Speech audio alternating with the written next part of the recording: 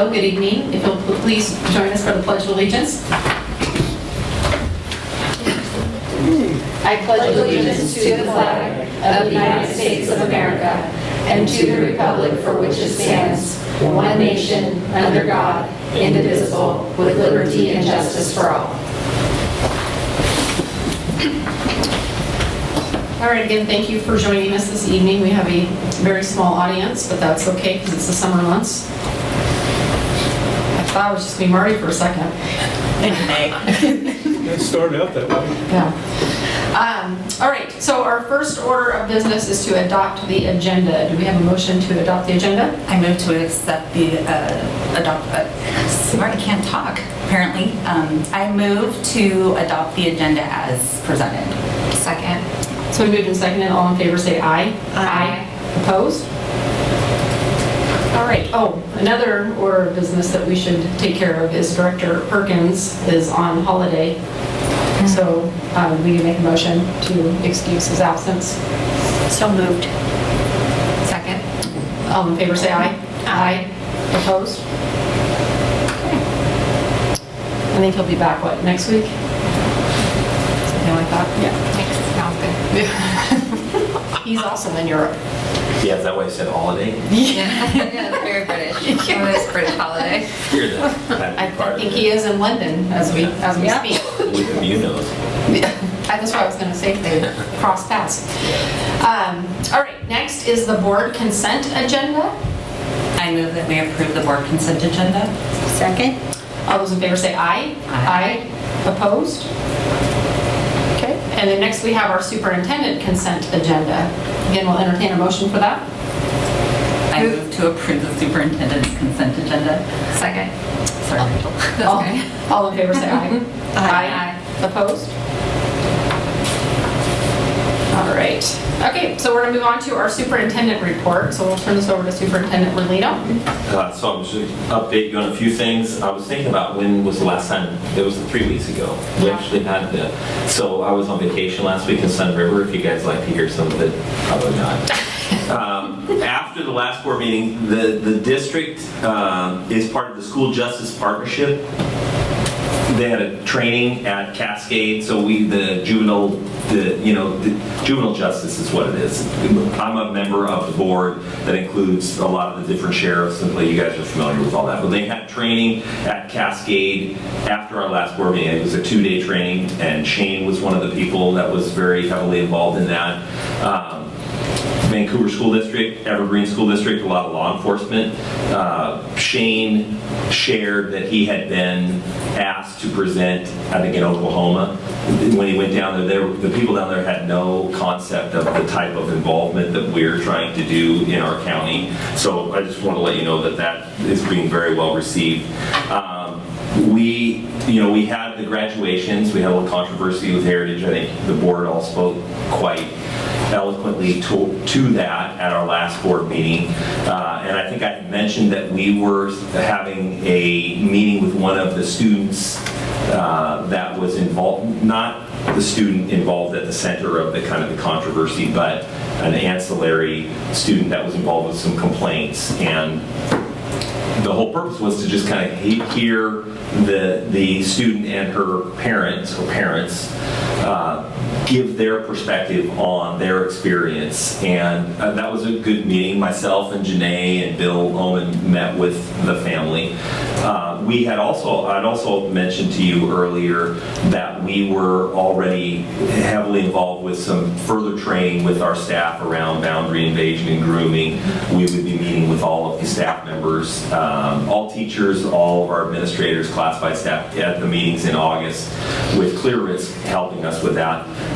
Coming out of the meeting that we had with the student, we had an intern that was kind of involved with scheduling with Clear Risk and trying to put together that training. We asked that intern, Michelle Croston, as well as Kate DeWine, Associate Principal at Gila, to meet with us, and then ultimately she met with this student and her family to try to incorporate some additional training. So and I think I passed along an email to you all about the positive nature of those meetings from the perspective of both the student and her mother, and I think, stepmother, and also Kate and Michelle Croston. So they have they're working on creating another hour-long training in addition to the 45-minute training that Clear Risk will be doing for staff, for our administrators, really to try to talk about how do we take a complaint and what is the language we use with students so that the students aren't feeling like they don't have a voice and maybe being dismissed. And nobody's going into the intent of doing that, but just depending on how you that interaction can be pretty important. I feel good about the feedback that we're receiving on that, and very happy about that. And when we have that, we're going to have, I don't know, starting on August 12th through either that Thursday, Tuesday, Wednesday, Thursday that week. There'll be trainings all week long, and I'll give you the more updated version of what's happening what day so you can attend any of those trainings that you might like to participate in. And I think that would be a good day if you have an opportunity to come and hear some. It's important, we heard clearly, and you all spoke the same way about student voice and having the ability for students to share their feelings and how they're being heard and help us do a better job of listening and reacting and responding to those things. So I think that is very positive.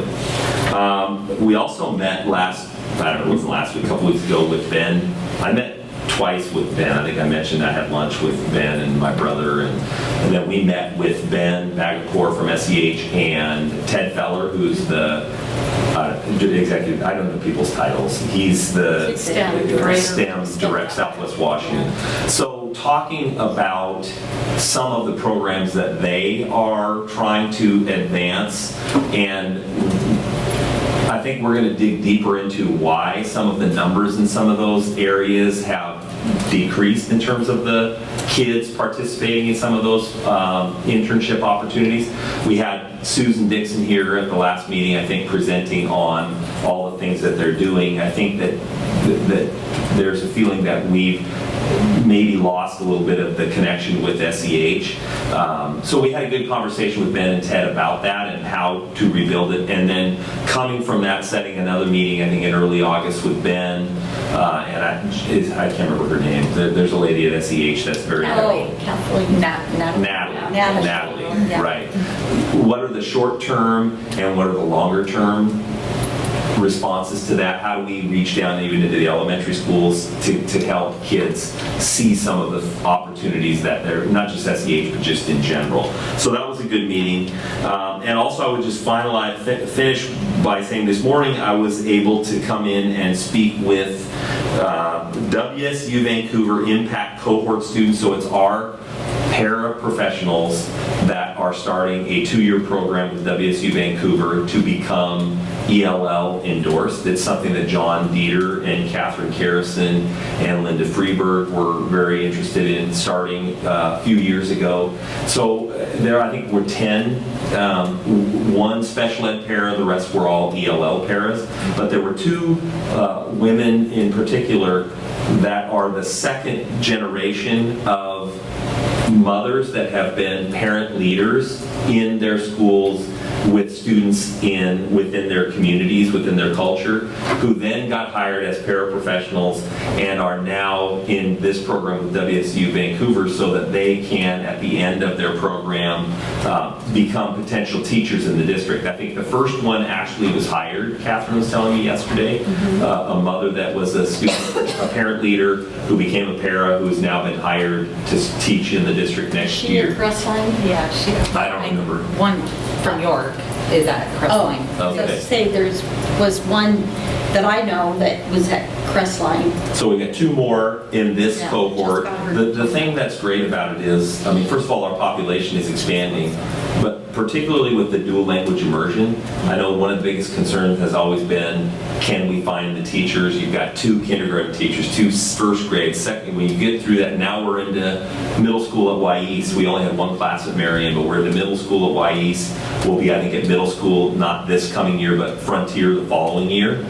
So how do we grow our own own staff to become those teachers. And this is a great example. I think there were 8 that graduated this last year that are now looking for positions in our, I think she said that 2 or 3 have been hired already. I And, think we had it in our good news report. Yeah. Last week, yeah. okay, well then it's already been, you've already heard it. We already heard the good news. Yeah. I apologize to Marty, I'm sorry, I repeated what had been said earlier.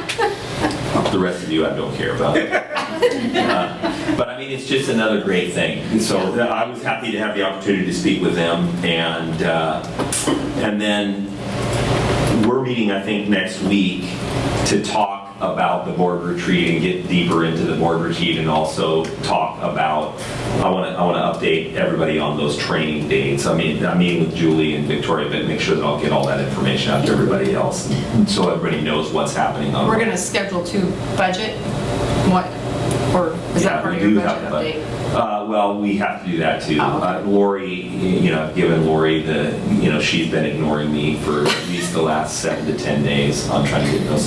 No, but what we will schedule for the end of July, early August, what we've done every year is we'll work on the budget, and then once we've got to the point where we can have those meetings, I'll meet with 2, and 1 board members so that we can kind of have more conversation about the budget, and then we come back in August for the official hearings. So yeah, I'll talk a little bit more about that in the budget update. But I don't know if you guys are familiar, we do this WSU Vancouver cohort thing.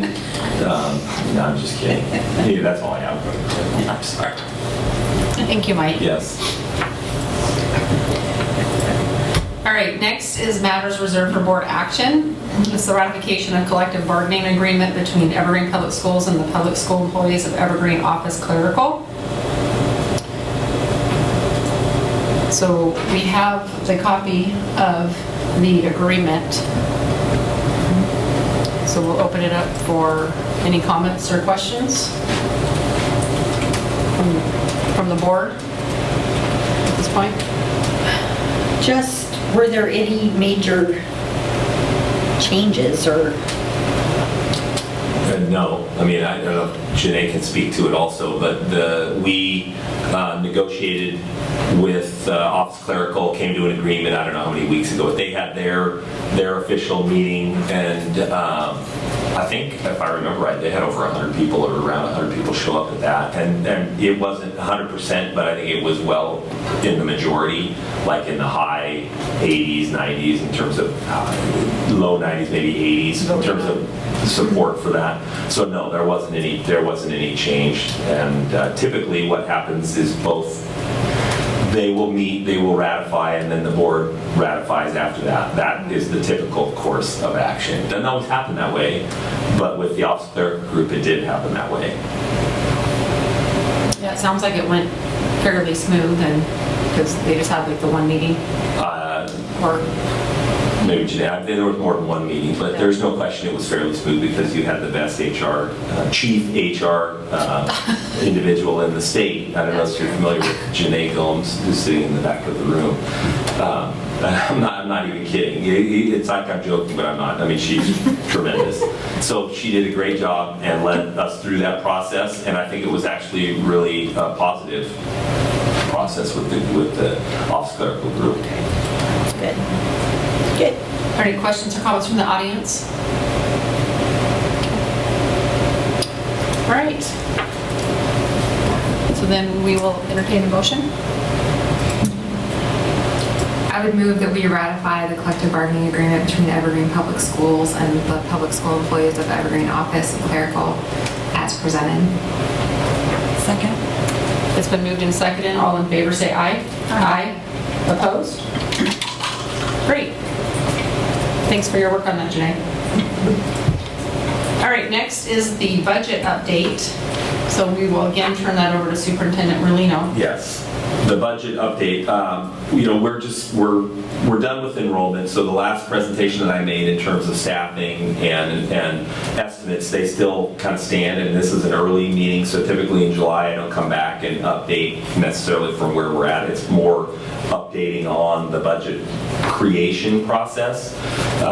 This year is the first in a few where we've been able to take some time building the budget because the legislature got their work done early enough to allow us to work on it. I would mention really quickly, one of the individuals that Janae and the school district hired is a lady by the name of Cindy Madsen. I don't know if you've ever interacted with her. She's our classified manager of classified. I don't know many titles, but I think that's her title.